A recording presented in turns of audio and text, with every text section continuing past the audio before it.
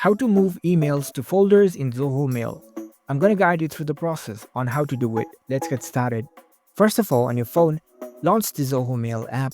After you are in the app, make sure that you are logged in with your account. Once you are logged in, you will see this kind of app interface. Now, in order to move emails to any folders, you can come to your inbox or to your sent section from where you want to move emails. Let's say if I want to move this email at the top to different folder, all I need to do is tap and hold on the email that you want to move.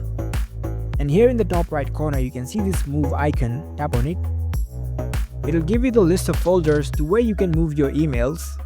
You can move it to the sent folders, spam folders, trash folders, archive, newsletter, notifications, and the recovered folders.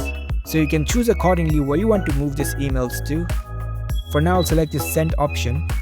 And that's it. This email has been moved successfully to the sent folders. If you found this video helpful, don't forget to give this video a thumbs up and subscribe to our channel for more tech tips. Thank you for watching.